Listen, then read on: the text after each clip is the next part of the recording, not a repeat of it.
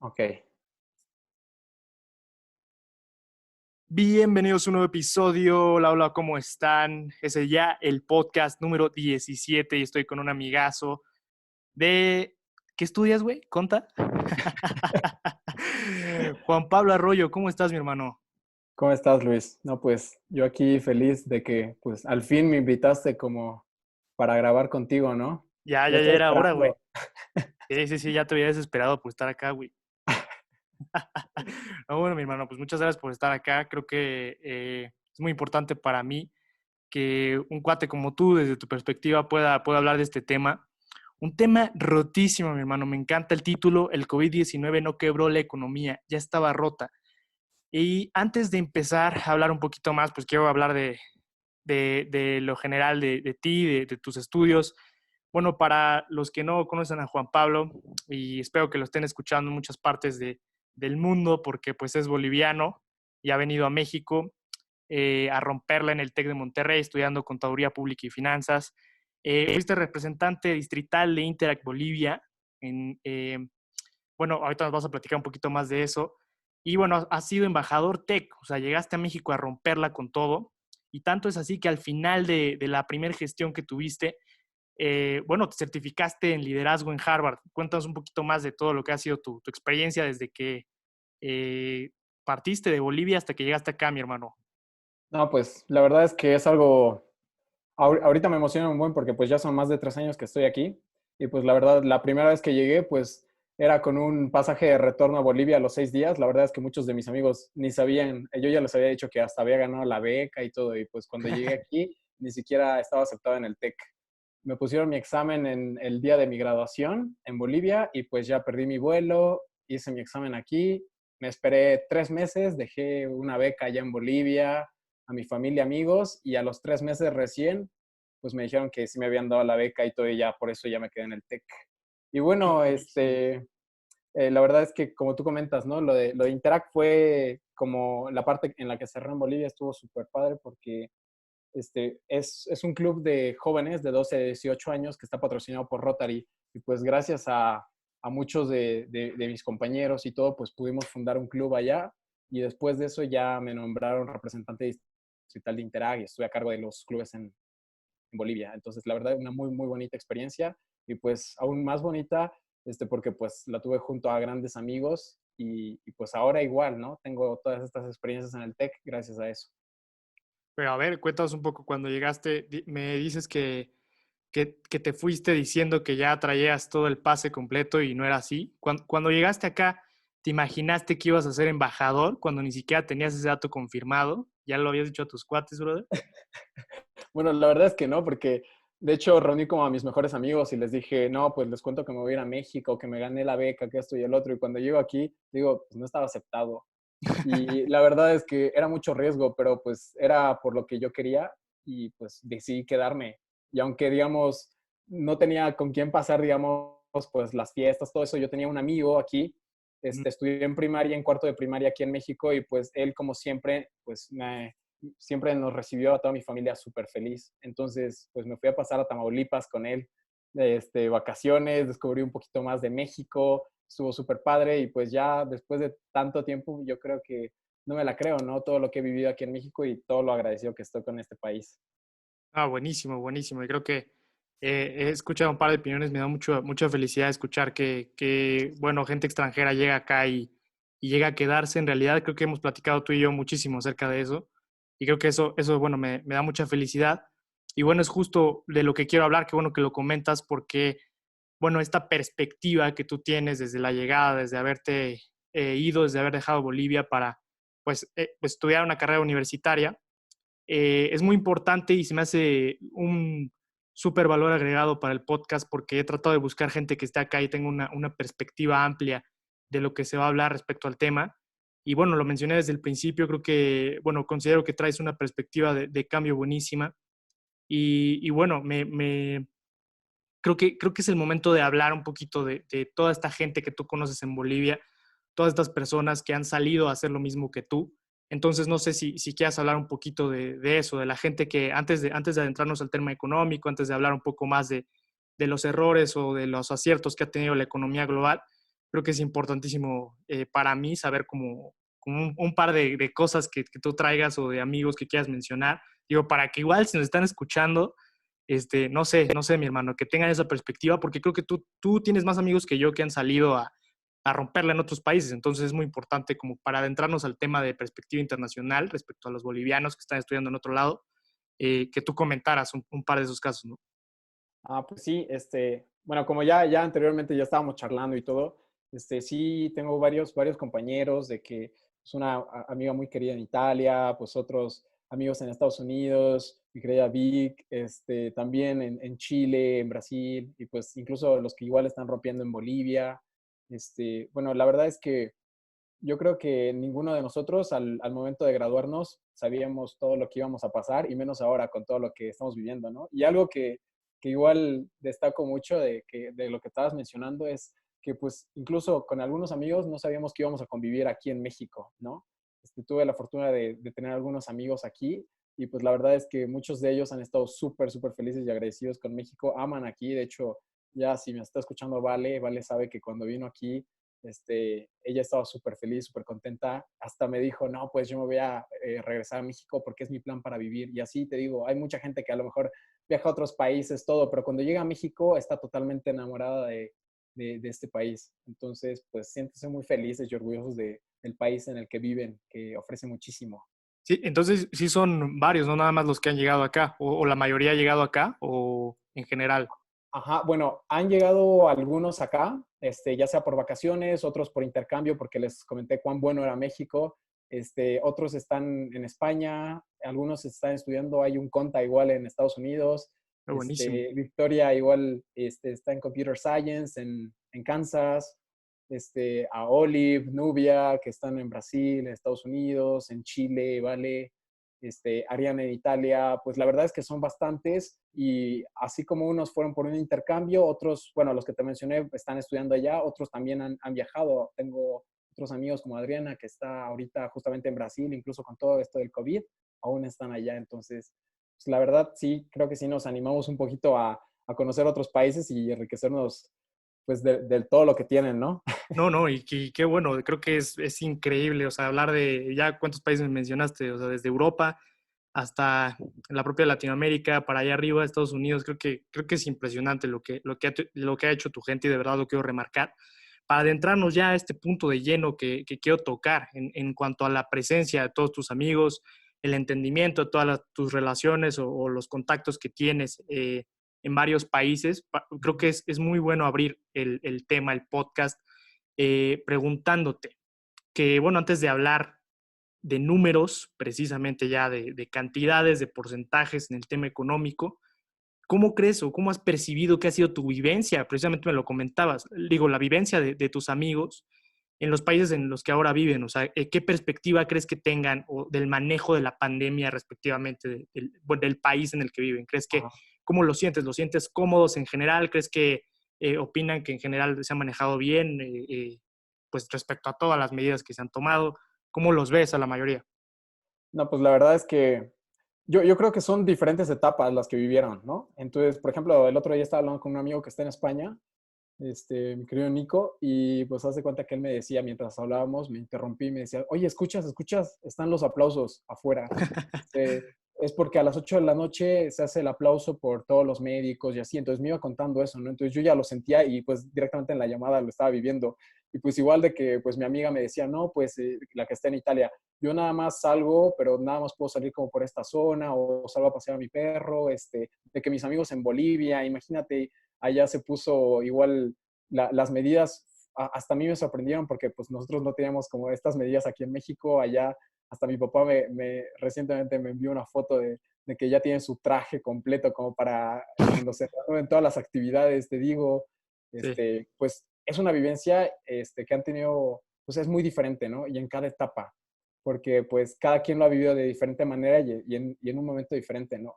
De hecho, es muy controversial porque, pues, por ejemplo, mi amiga de que estaba en Italia, que fue muy controversial todo este tema ya, y ahorita recientemente como que ya vi historias de ella que creo que ya se están reanudando algunas de las actividades y pues ha pasado un mes y hace un mes la opinión era que habían más de 100,000 contagiados, ahora cómo está la situación, entonces es algo pues muy raro y algo totalmente nuevo que estamos viviendo todos, ¿no? Todos, estemos aquí o en Italia o en España o en Bolivia.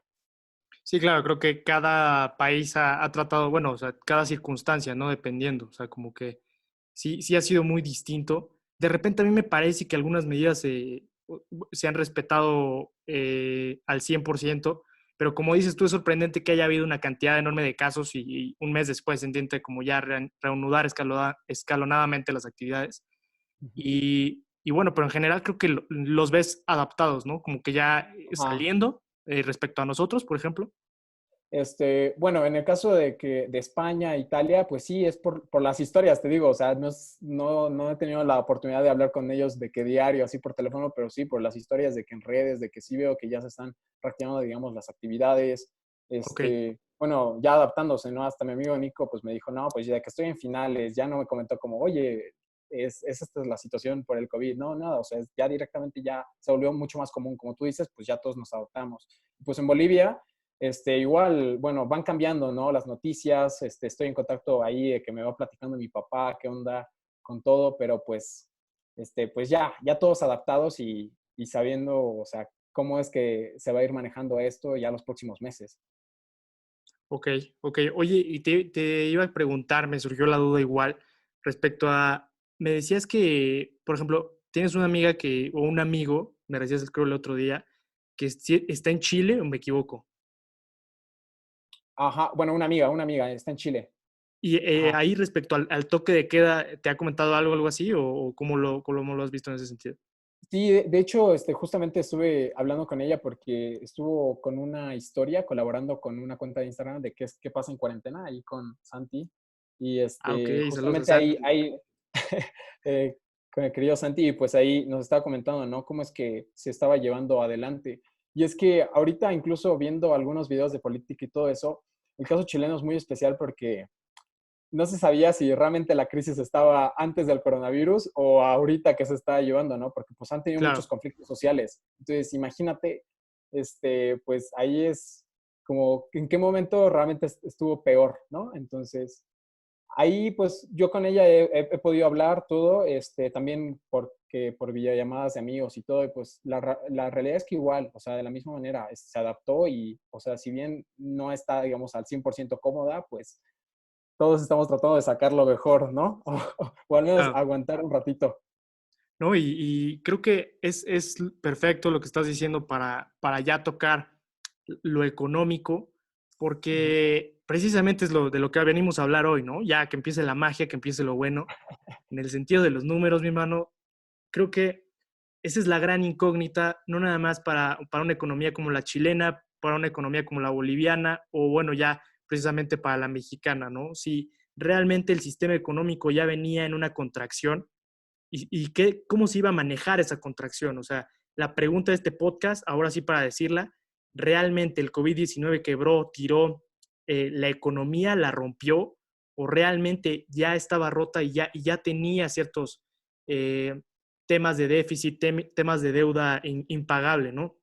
Creo que, bueno, respecto a este dato con el que quiero abrir, es que el 14 de abril me encontré yo con un artículo de la Organización de las Naciones Unidas en donde Gita Gopinath, es la directora de investigación del Fondo Monetario Internacional, afirmaba en una nota que tienen en el blog de la institución, tras como la respuesta que se iba a dar económicamente ante el coronavirus, que la magnitud y la velocidad del colapso de la actividad económica, o sea, respecto a cómo iba a ir avanzando día con día, a cómo ha ocurrido es completamente diferente a todo lo que se ha experimentado en nuestras vidas.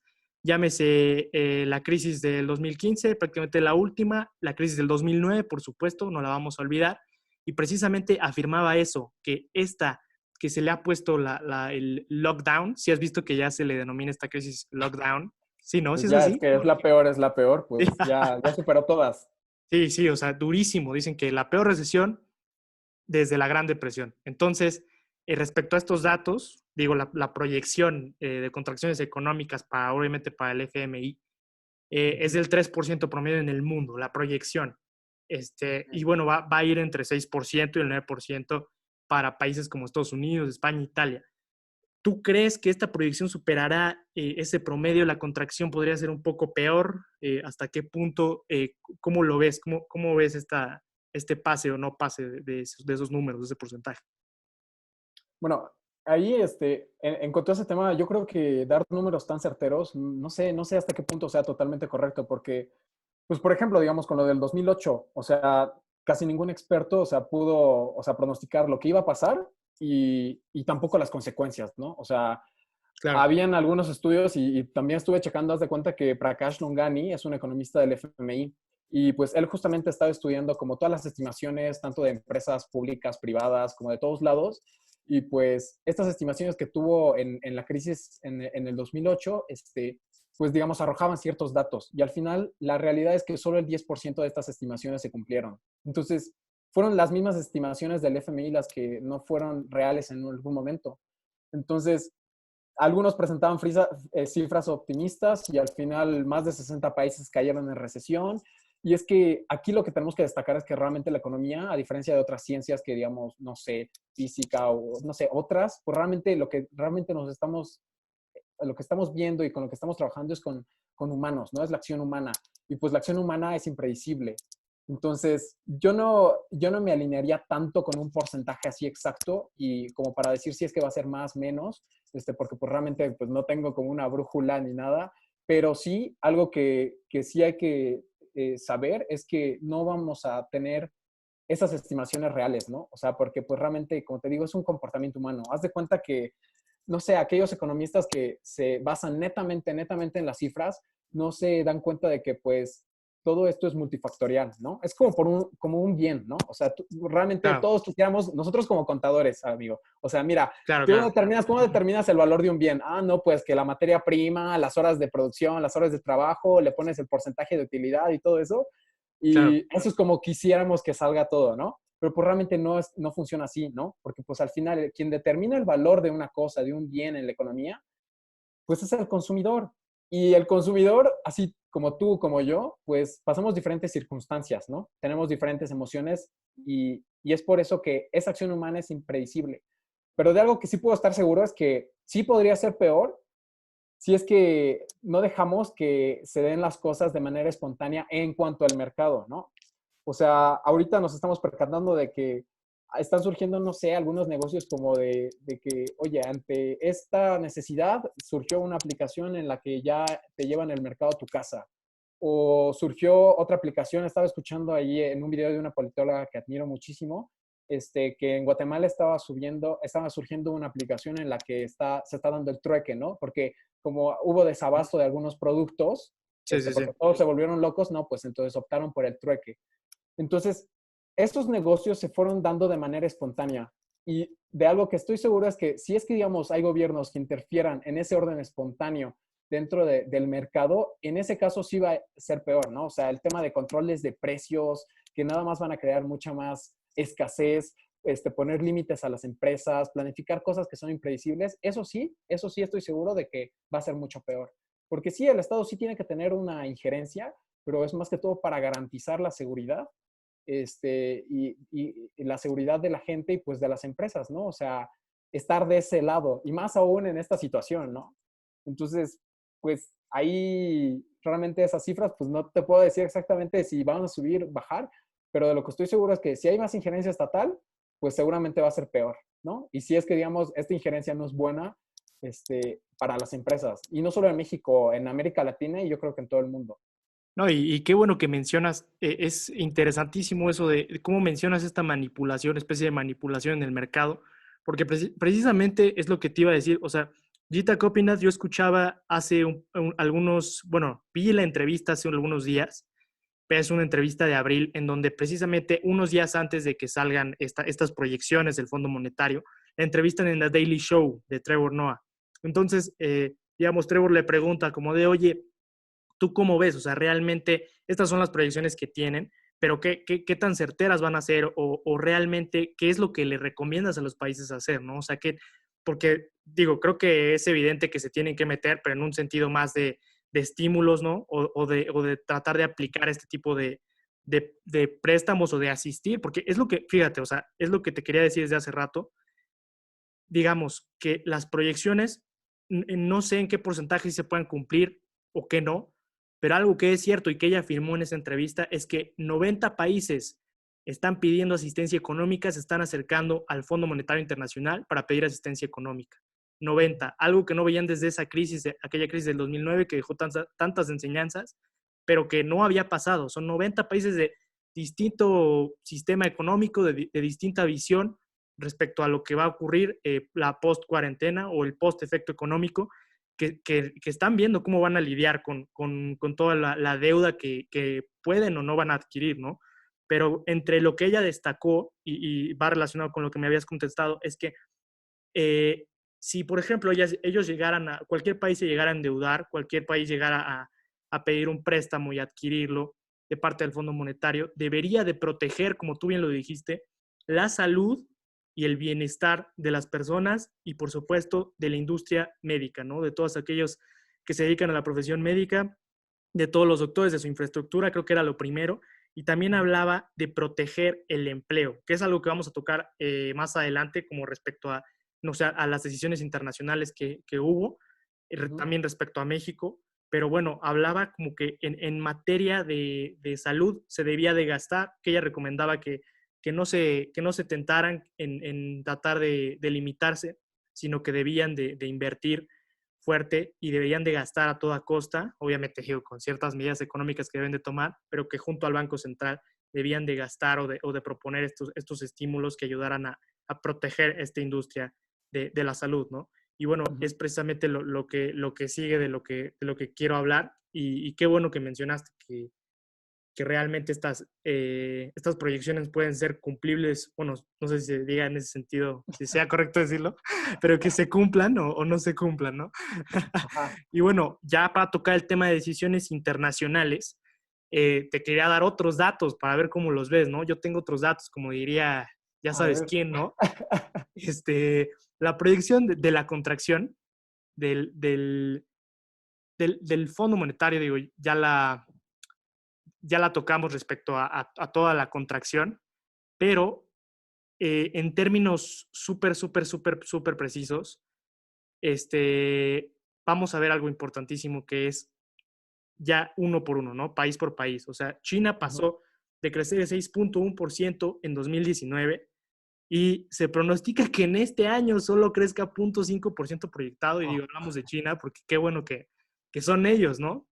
Pero vamos a hablar de Estados Unidos, que tan solo en el primer trimestre cayó 4.8 y que se pronostica que en un segundo trimestre caiga o ya prácticamente saliendo de este efecto económico en menos 5.8%. Japón en 5.3%, obviamente contracción para Alemania en 6.3%, Brasil 5.3%, México, viva México, carajo, 6.6% en contracción. Y Italia en un menos 4.7% tan solo en lo que eso fue ya en el primer trimestre lo que cayó. Entonces, de forma deductiva, Juan Pablo, si tomáramos en cuenta las acciones, o sea, ya hablando de acciones, decisiones que han tomado cada uno de estos países, quisiera que más adelante darte algunos datos de lo que hizo Estados Unidos, o no sé si tú lo vayas a compartir, pero de forma deductiva, ¿crees que el mundo ha tomado decisiones económicas adecuadas respecto a la pandemia? ¿Crees que en cuanto a estímulos, tasas, todo lo que tiene que ver con diferir contribuciones, otorgar préstamos, quién crees que lo ha hecho mejor respecto a estos números? ¿A quién crees que le irá peor? ¿Cómo lo ves en ese sentido? Bueno, aquí que me dices, digamos, quién ha tomado mejores decisiones, yo creo que, bueno, el enemigo es común, ¿no? Y llegó en un mismo momento, digamos, para todo el mundo, bueno, en diferentes periodos, mejor dicho, pero habían tres formas de reaccionar, ¿no? Una, o sea, súper restrictiva, ¿no? Como fue el caso de China, de que cerraron todo, o sea, le dieron un gran golpe, digamos, a la economía, pero pues justamente era para recuperarse, ¿no? O sea, pues en el tema de casos se estaba incrementando, pues, de manera exponencial. Y ese era un caso, ¿no? Un extremo. Y el otro extremo, pues también tenemos, no sé, pues países como Estados Unidos, que pues los políticos, gobernantes, todo, pues están, realmente no había algo certero y pues realmente reaccionaron muy tarde, entonces ese es otro extremo, ¿no? Si a lo mejor yo me iría con un país con una referencia un poco mejor, no sé, yo tomaría como Corea, ¿no? Porque Corea del Sur, pues realmente no fue ni tan cerrado como China, ni como Estados Unidos, ni España, que reaccionaron muy tarde, ¿no? En este caso, pues Corea llevó, hace 2 meses ya estaba trayendo buenos resultados, donde ya habían más casos, donde se recuperaban que los casos confirmados que se contagiaban. Y ante esto, pues establecieron medidas desde ya en los aeropuertos. Haz de cuenta de que ellos, digamos, tienen mucho contacto con China, pues se cerraron. Una vez que salió todo esto, se cerraron directamente pues todos los vuelos con la provincia en donde se había originado todo eso. Habían, no sé, en las llegadas eran por vías separadas. Para ciertas provincias ni siquiera había los vuelos, habían controles de temperatura.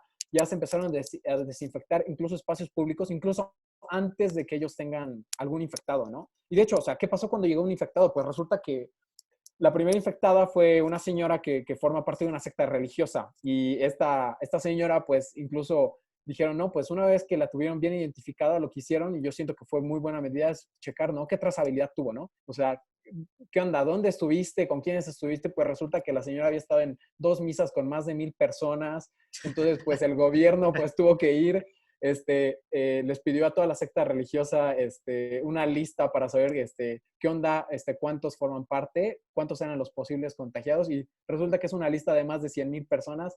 Bueno, entonces como que se alarmaron mucho, y ante esto pues hicieron muchas pruebas, ¿no? Entonces comenzaron a hacer, digamos, todos estos tests y hicieron pruebas masivas. Yo creo que eso fue algo muy bueno, es una medida muy buena que hizo que tenga los mejores resultados ya desde hace 2 meses, ¿no? Entonces, Claro. obviamente sí han surgido otros países, otros casos en Europa en los que sí también fueron buenos resultados, pero la primera referencia que tuvimos fue Corea. Y obviamente tú me dices, oye, Juan Pablo, pero pues realmente esas pruebas, si hubiera la lana, el dinero en todo el mundo, pues en todo el mundo se harían, ¿no? Claro, Y, claro. y ese es el caso, ¿no? Pero pues a lo mejor en México no estaba como contemplado, pero digamos, habían otros casos como España, ¿no? España pues ya es un país que sí lo podía realizar y realmente fue por puro tema político que no se realizaron, digamos, estas pruebas a tiempo, ¿no? Entonces, esas medidas pues no fueron las correctas, ¿no? Entonces yo lo pondría como referencia. Ahora, en cuanto, digamos, el tema económico, pues también estuvo, pues, este desembolso, ¿no? Si de hecho ya el presidente de Estados Unidos ya traía un déficit ya antes de todo esto, y pues menos le convenía con todo lo de las elecciones en Estados Unidos, todo este Sí, tema, claro. pues tuvo que igual, o sea, desembolsar, y fue de hecho el desembolso de dinero más grande de la historia, ¿no? Para Estados Unidos. Entonces, obviamente esto le implicaba una afectación a nivel económico y también a él directamente a nivel político. Entonces, pues sí, o sea, hay que saber que ya hay que hacer una diferencia ahí, que este desembolso, o sea, este dinero que llegó fue justamente para aquellos que, o sea, traían un empleo y ahora iban a ser afectados, pero pues era como más que todo un apoyo, no era como para sustituir el empleo en sí. Claro. Entonces, pues sí es una medida que digamos que sí pudo tomar Estados Unidos por los recursos directamente, pero yo sí la veo práctica y un poco más real que las que se tomaron, por ejemplo, en Europa, donde directamente está tomando todo el gasto público, ¿no? Que pues, si digamos, eso lo vamos a ver después, o sea, qué resultados se están teniendo, porque ahorita la batalla se está llevando ahorita, ¿no? Y los resultados, pues, si son buenos o malos, pues los vamos a ver ya dentro de unos meses, o sea, cuál de las dos posturas fue mejor.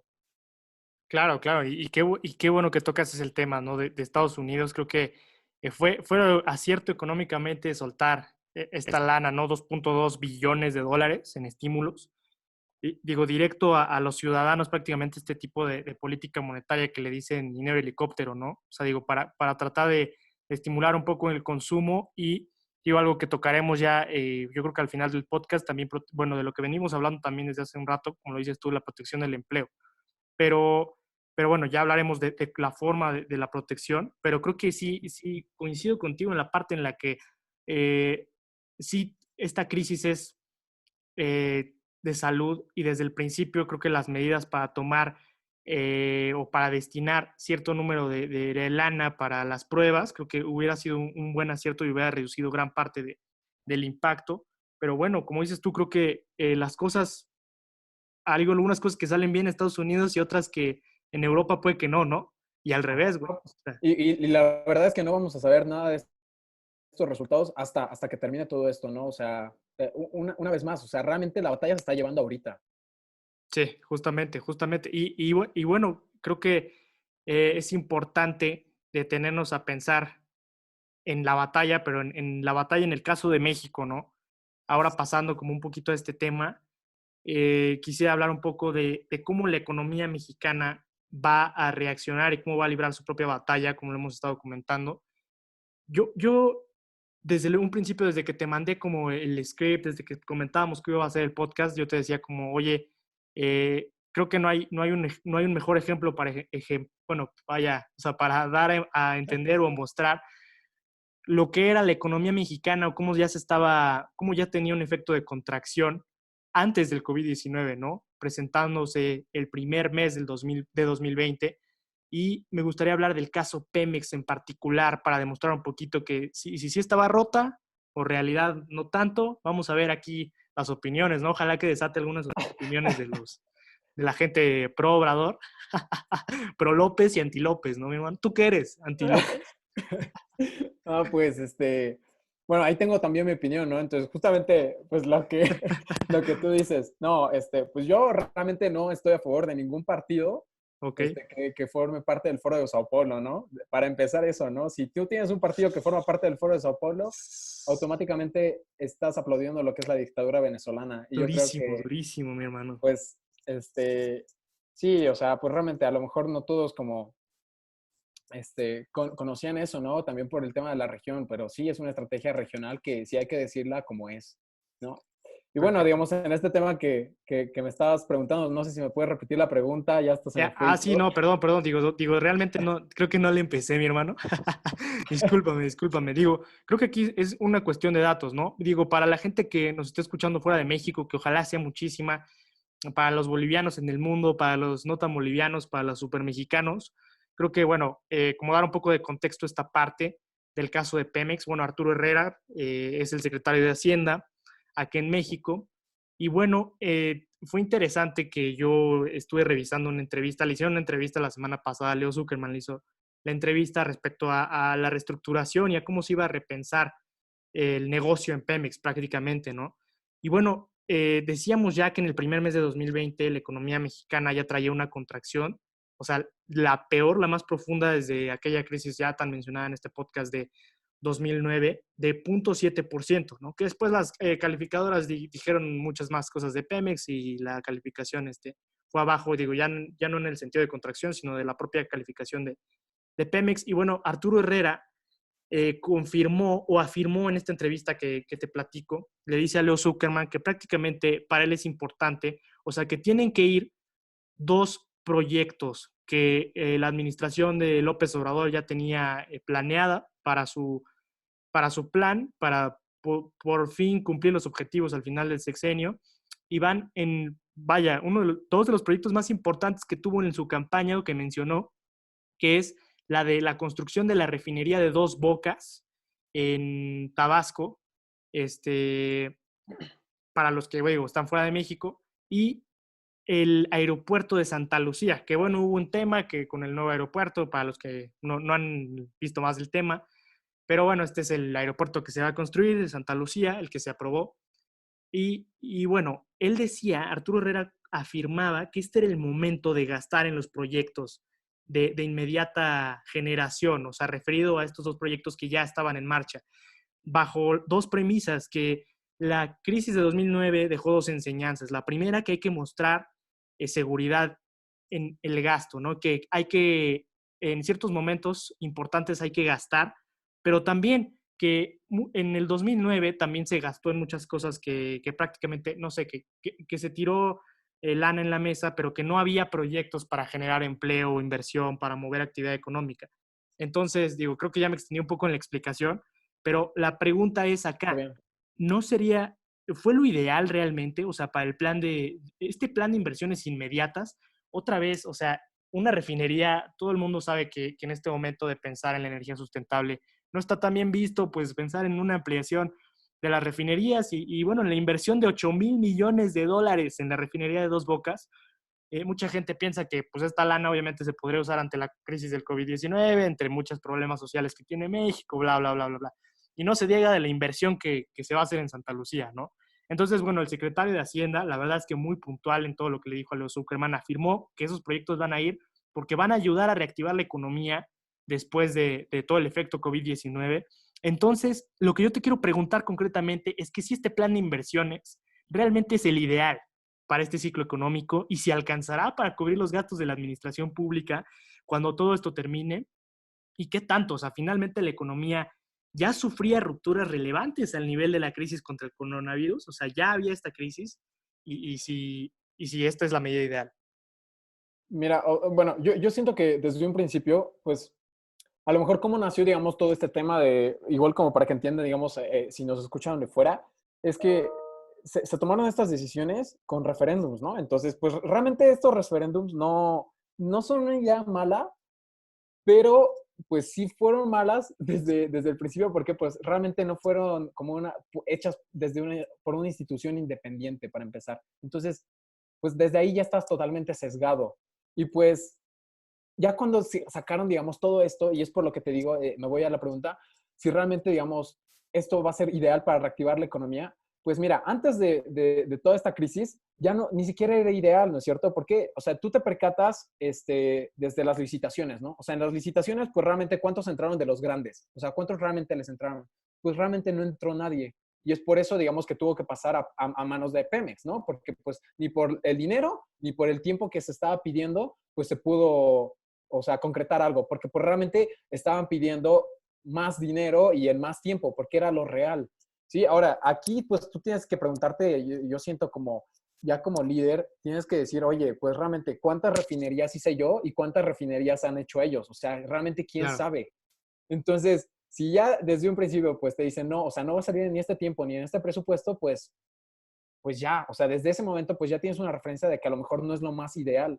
Entonces, pensar que este plan de inversiones es ideal para este momento, pues la verdad, una vez más, ni lo fue antes de la crisis ni para la crisis, ¿no? Entonces es un proyecto que pues no está listo. Él comentaba, creo que estaba listo y con una capacidad para absorber. O sea, realmente está listo este justamente. proyecto.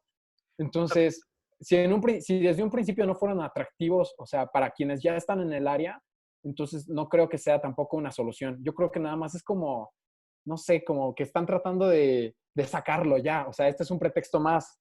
Y pues en cuanto, digamos, lo de México que decías, de que si ya estaba antes, pues siento yo que incluso antes de López Obrador, sí, como para que no digan, oye, nada más están como ahí como súper, son del PRI y todo eso, ¿no? O sea, realmente, ¿Qué pasó, mi antes de, hermano? ¿Qué pasó? No, no, no. Perdón. entonces, antes de que digan todo eso, pues realmente antes de AMLO, México ya estaba en el índice de libertad económica en una posición número 77, es decir, que había muchísimo proteccionismo en México y aún hay. O sea, si bien dentro, digamos, de los países de América Latina sí se desarrollan un poco mejor, digamos, algunos negocios, todo eso, aún hay mucho proteccionismo que sí puede mejorar. Y te digo, o sea, realmente ningún país en América Latina tiene este libre mercado. Y pues sí, o sea, hay no solo del Ejecutivo, ¿no? O sea, por parte de mucha gente, de que hay opiniones de que, ay, que la culpa es todo del liberalismo, no nos gusta el libre mercado porque ni siquiera, o sea, toman todo lo que es el libre mercado como neoliberalismo. Y hasta a mí me hace reír muchas veces cómo utilizan esta palabra, porque pues realmente esta palabra ni siquiera tiene como decirte como una tirada capitalista, ¿no? O sea, este Sí, término claro. nació por parte de Alexander Rustov, que es un alemán que ya él trataba de pues, unir entre colectivismo fascista, lo comunista y liberalismo. Incluso podrías decir que es más de izquierda que de derecha. Y pues él acuñó, digamos, todo eso en este término de neoliberalismo, que pues realmente se puede traducir en una socialdemocracia. Entonces, cuando los enemigos, entre comillas, digamos, de la libertad utilizan este término, pues realmente están opinando con información errónea, ¿no? O sea, es malo. Entonces, desde ya eso ya se traía antes, ¿no? O sea, hay como se entiende mal, digamos, algunos términos de lo que es mercado libre, porque pues realmente lo que hubo antes no fue mercado libre, fue mercantilismo estatal, donde pues se hacía todo entre política de amiguetes y todo y se daban, digamos, ahí las empresas, ¿no? Bien, Y bueno, y claro. otro tema es que el Estado es muy grande. Realmente el Estado en México y de hecho en América Latina, el gobierno en sí, el Estado es muy grande y se está haciendo mucho más grande. Digo, o sea, antes de que Andrés Manuel López Obrador entre, pues realmente su propuesta era, oye, yo quiero acabar la corrupción, está buenísimo, ¿cómo la vas a acabar? Ah, pues incrementando más el Estado. O sea, si le quieres dar más al Estado, o sea, estás viendo que ya el Estado, si es más grande, es más corrupto, pues incrementando más el Estado, no lo vas a hacer menos corrupto. O sea, desde allá ahí había un problema. El Estado es increíblemente gigante, tanto en México como en muchos países de América Latina. O sea, tú tienes que ahí percatarte. Si de hecho tú consultas ahí el índice de transparencia internacional, que ves ahí los países más corruptos, menos corruptos, y también checas los países que tienen mayor libertad económica en el mundo, tú haces una correlación y justamente los países que tienen mayor libertad económica en el mundo son aquellos que son menos corruptos. Entonces, ahí tú te percatas, mientras más está el Estado metido, o sea, mientras más grande es el Estado, es mucho más corrupto. Entonces, ese, digamos, ese es otro problema, ¿no? Y bueno, finalmente es triste, ¿no? Cómo ver cómo es que, no sé cómo hay ciertos gobiernos, no importa que sean de izquierda o de derecha, finalmente Sí, populistas, totalmente. que ven como a mucha gente que es vulnerable y se aprovecha de ellos. O sea, muchas veces de que, no sé, puede ser con un bono, una canasta, o prometen pues muchas cosas. Al final, a estas personas lo único que les estás haciendo es verlas como mucho más vulnerables y hacerlas dependientes de ti. Y no las estás empoderando, cuando en realidad toda la gente en América Latina, como dicen aquí, pues es muy chingona y nosotros, por muchas carencias que hemos tenido como países, hemos siempre encontrado muy buenas soluciones. Entonces, realmente eso es lo que se debería promover mucho más. En vez de tantos bonos, de quererte hacer dependiente del gobierno, es empoderarte mucho más para sacar esos negocios que ya muchas veces ya han salido en muchos países, ¿no? Entonces, eso es lo que se tiene que promover, ¿no? O sea, como que, Claro. no sé, se la viven igual como que todo este entorno de política deberían estar garantizando mucho más la seguridad que viendo el tema de las elecciones. O sea, yo veo cuánto en América Latina toda la gente se concentra muchísimo más en elecciones, los partidos, o sea, es como que nuestra vida política gira en torno en nada más a eso, cuando la agenda debería estar un poco más enfocada en garantizar seguridad, que es lo que nos falta muchísimo en América Latina. No, y claro, digo, coincido contigo, digo, en la parte en la que la verdad esta administración recibió no en tan buenas condiciones el pagos, transacciones, todo lo que tiene que ver en materia económica, no la recibió tan bien. Pero digo, como dices tú, se sigue atrayendo o se sigue insistiendo en esta política que ni es antineoliberal, o sea, ni tiene que ver con realmente la libertad, creo que puntualmente, que es lo que promueve este gobierno, ¿no? Y bueno, regresando un poco al tema de Pemex, creo que también me daba risa también como en esta parte de cómo el secretario de Hacienda realmente por números, puntualmente, o sea, regresando un poco a ese tema, creo que es un plan de inversión bueno, o sea, creo que tiene sentido en números, pero seguimos insistiendo en que, por ejemplo, Leo Zuckerman le decía, oye, pero es que, ¿cómo quieres ampliar la capacidad? Porque aparte de, obviamente, la inversión en la refinería, quieren ampliar la capacidad de las otras, por lo que precisamente tú decías, para llegar a esta meta de producción que no tiene, o sea, que no tiene ni siquiera una meta de la que sueña actualmente el gobierno, la administración pública, gastando 20,000 millones de pesos en esas ampliaciones. Entonces, es durísimo, es muy duro darnos cuenta de lo que decías al final, como de cómo se insiste en comprar a la gente y en centralizar el poder y en consolidar los pagos, porque es lo que se hizo en este momento, ¿no? Consolidar el billete para que no haya este cuatismo, lo que mencionabas, o sea, Claro, consolidarlo en Hacienda, que solamente está generando que se propicie un poco más la corrupción, ¿no? Todo lo que mencionabas anteriormente. Entonces, claro. bueno, creo que Ujú. más o menos revisando como el, pues no sé, no quiero decir que sea un fracaso, pero pues la no tan buena idea de lo que va a ser esta inversión o de lo que ha hecho actualmente, bueno, para no contraer esa caída, la economía, la administración en México. Creo que es un momento de hablar de la industria privada, ¿no? De todo este plan bueno, la semana pasada la CCE, el Consejo Coordinador Empresarial, Ajá. presentó el plan de 68 ideas, que son 68 ideas con un enfoque de protección al empleo, se lo presentó al Ejecutivo, diciendo, pues realmente lo que sucedió fue una lluvia de ideas, ¿no? Digo, ya para pasar este tema, creo que ya para pasar ya realmente a lo privado, se presentó una lluvia de ideas entre el Consejo de Coordinador Empresarial, como de Ujú. cómo se podía reactivar después la economía, ¿no? Y cómo soluciones que podía hacer o que podía revisar el gobierno federal, ¿no? No hubo locución realmente con el gobierno de López. Bueno, ya esto está muy de más comentarlo, ¿no? Pero estas ideas iban en dos vertientes. La línea de crédito, pedir una línea de crédito, utilizar la línea de crédito que se tiene con el, el FMI y los apoyos al empleo internacional. Vamos a regresar un poquito a lo que hizo Estados Unidos, lo que tocamos anteriormente, ese tema. Ujú, Digo, realmente en Estados Unidos se utilizó una política de proteger al empleo, pero de proteger al seguro al empleo. Y aquí me quiero referir puntualmente a algo. Se soltó el billete a muchas empresas para proteger, para aumentar el seguro del empleo, e incluso muchas empresas empezaban a decir, ¿sabes qué? Te despido en este momento, te doy chance de que en este momento te voy a despedir, pero es para que tú utilices el seguro de empleo que están dando. Y yo te prometo, te recontrato, ¿no? Con la promesa de recontratación. Entonces fue una estrategia que creo que realmente sirve para aguantar un costo grandísimo, un gasto grandísimo, que es lo de la nómina, lo que se hizo en Estados Unidos. Y obviamente, pues este poderío económico de 2.2 billones de dólares en estímulos que decíamos hace rato, que lo mencionábamos, ujú. pero digo, realmente no se consideró en este momento algo así, siento, o sea, de esa magnitud. Ya sé que no tenemos el mismo poder económico, pero creo que en cuestión de estímulos en México no se ha visto algo así. Y entonces creo que por eso un tanto el Consejo Coordinador Empresarial trata de decirle al Ejecutivo que tiene que usar esa línea de crédito, ¿no? O sea, que tiene que utilizarla con el Fondo Monetario Internacional.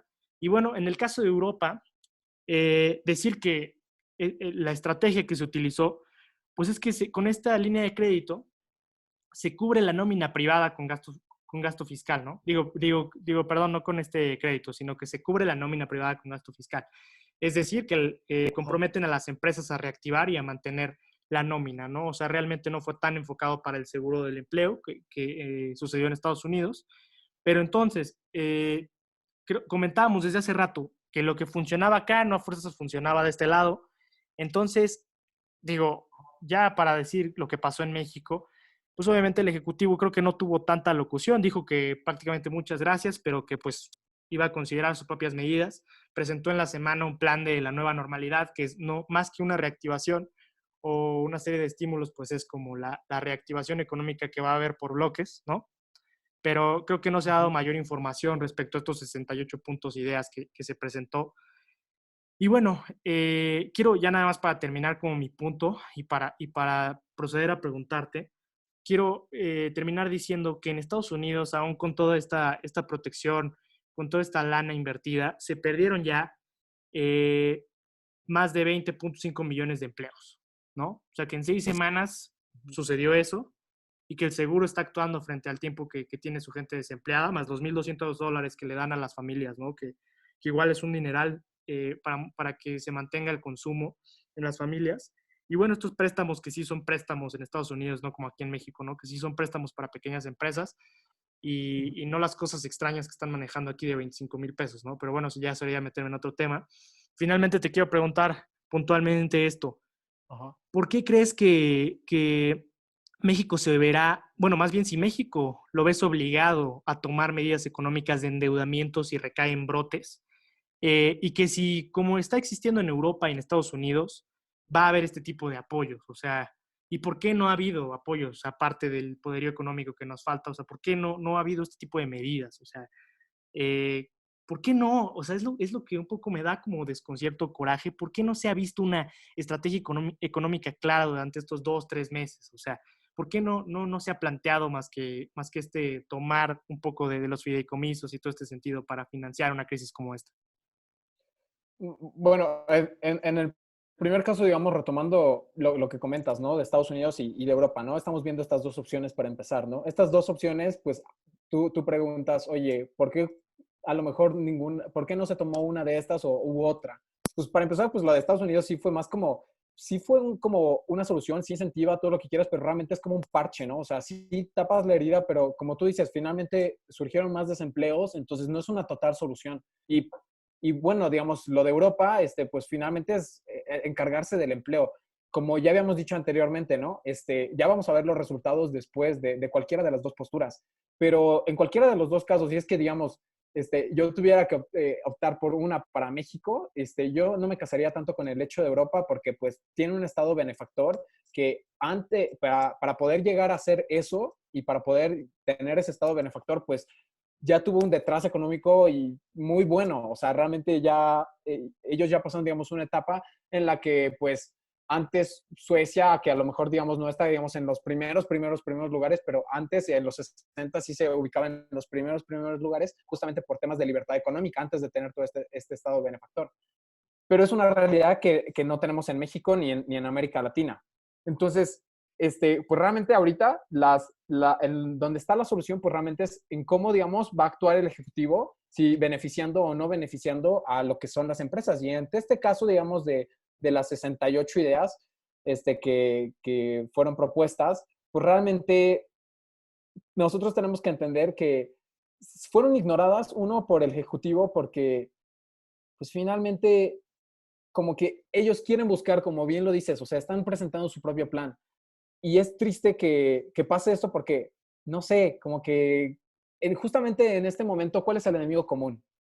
Finalmente es el mismo. Aquí en México, en Bolivia, en todo el mundo es el mismo enemigo. Y Totalmente. deberíamos estar mucho más unidos, ¿no? Deberíamos más estar unidos y a lo mejor no me refiero a tanto de que, ay, pues el Estado va a trabajar de la mano con la empresa privada porque eso no va a pasar para nada, ¿no? Pero al menos, o sea, de manera objetiva dices, oye, si es que esto realmente va a servir, pues voy a apoyar, a pesar de que fueran 68 ideas y no estamos como para ideas, sino como para ya proyectos que sigan adelante, aunque sea una de esas ideas que, digamos, que hubiera servido apoyarla, ¿no? Pero pues de manera objetiva y porque pues finalmente es por el país, ¿no? Yo creo que pues realmente, no sé, están haciendo más las cosas por ver, ¿quién salvó a México, no? Por pura política. Entonces, yo creo que lo que hay que destacar es que hay que dejar de hacer las cosas por colgarse la medalla, ¿no? Bien, bien, bien, Este, bien. que realmente en este momento sería lo mejor que México, o sea, el gobierno de México realmente vea lo mejor para el país, viendo, digamos, la opción, venga de donde venga, ¿no? Y pues realmente sí va a tener que, digamos, incurrir en deuda en algún momento, si es que va a empezar a tomar estas medidas que las tomaría, yo siento, las personas que son afines al gobierno de Andrés Manuel López Obrador, ¿no? Como por ejemplo en muchos países de América Latina y supongo que no se va a alejar del caso de México, no sé, este control por parte del Estado, controles de precios, y también de que he visto videos en Facebook donde están obligando como, pues, no sé, a muchos empresarios a sí o sí pagar nóminas y todo eso. Y obviamente es una situación muy triste. Y lo ideal, si viviéramos en un mundo ideal y todo súper romántico y todo bien, estaría increíble que las empresas pudieran pagar a los empleados. Pero lo que tienen que entender tanto el gobierno de México como en cualquier gobierno de América Latina es que finalmente el empleador no es quien paga al empleado, ¿no? Es el consumidor. Si no hay Claro, consumidores, pues al empleador no le llega dinero y es como pedirle, de lo que no tienes, págale. paga. Sí, sí, Entonces, claro. obviamente no puedes, digamos, ahí tienes tu gallina de huevos de oro, que son las empresas en tu país, porque finalmente son las empresas las que generan riqueza en los países. Entonces, si tú le vas a dar la vuelta y no lo vas a apoyar, pues entonces al final lo que vas a tener van a ser peores consecuencias. ¿Sí? O sea, totalmente tienes que percatarte de que si tú obligas a hacer esto y digamos que lo llegan a cumplir, al final vas a tener empresas quebradas. Y al término de esta pandemia, lo que vas a tener va a ser como una pandemia económica, una pandemia de cuántas empresas que se han muerto. Y esas empresas que se han muerto ya no van a ser empleo para estas personas que igual ya perdieron de todos modos el empleo. Entonces, lo que tienes que pensar es que sí, o sea, ahorita a lo mejor sí se reduce toda la actividad económica y todo eso, pero no arruines más a la empresa, porque en un futuro esta empresa va a volver a resurgir y va a volver a contratar, si en la medida de lo posible, a las personas que anteriormente tenían. Pero si tú le pones tantas trabas, todo, y le haces obligatorio, digamos, estos pagos, solo la vas a quebrar. Pues eso no es lo que buscamos en América Latina, ¿no? Ahora, si lo estás haciendo nada más por quedar bien y por ganar tiempo y por pura política, pues ahí vas a tener tus resultados.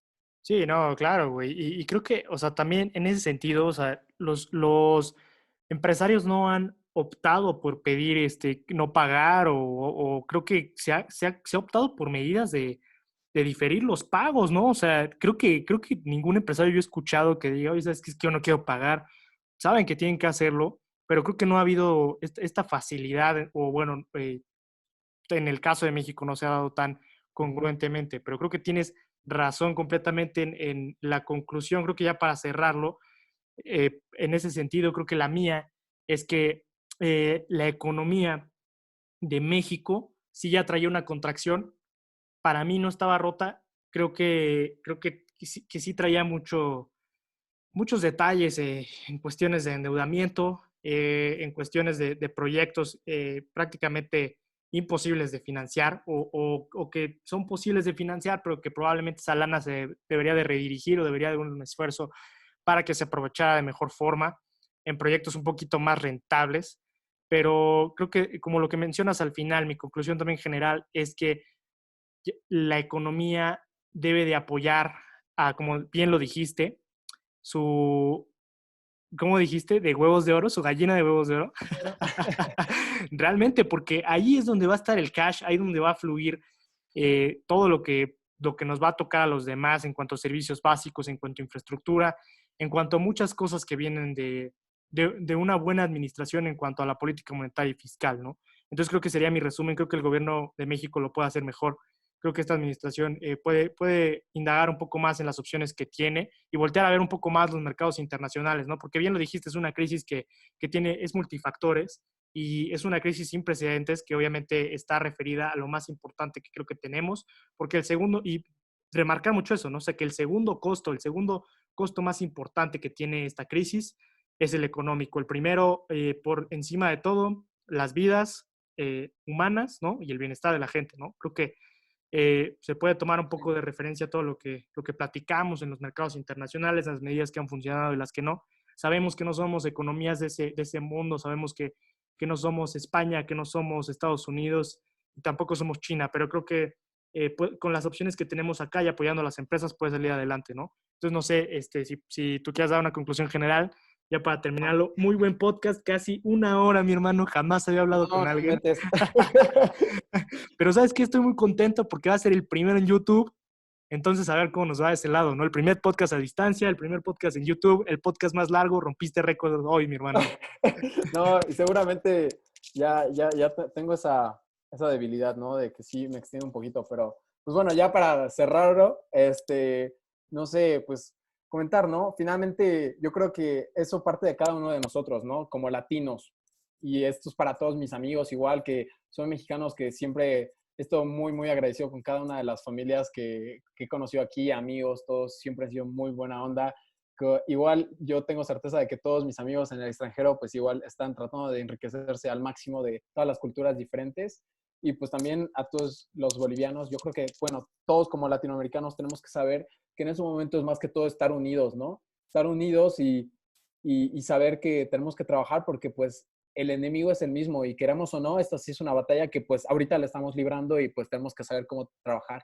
Y más te digo por América Latina, porque digo, finalmente España, Italia, pues la Unión Europea va a ver por ellos, Estados Unidos, China, pues son potencias y todo lo que quieras, pero finalmente, ¿quién va a ver por América Latina, no? Y está en nuestras manos, saber cómo poder aportar, ¿no? Desde que sale una nueva idea, una nueva aplicación, ese orden espontáneo que tiene el mercado, pues eso es lo que tenemos que realmente apoyar. Y pues no, muchas gracias Luis, al fin. Se me hizo Al estar en fin. tu podcast. Muy buen podcast, mi hermano, y muchas gracias por estar acá. Conclusión de 100 de 100, diría yo. Pues nada, mi hermano, agradecerte por última vez todo el tiempo que le diste a este podcast.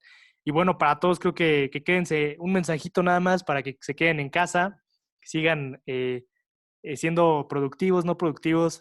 No es el tema de este podcast, ¿verdad? Y que ojalá que pensemos un poco más en este factor económico, que nos interesemos un poco más por esto. Muchísimas gracias, mi hermano. No, a ti, mi hermano. Nos vemos. Nos vemos, mi hermano, y nos vemos en el siguiente podcast, en el 18 ya. Bye, bye.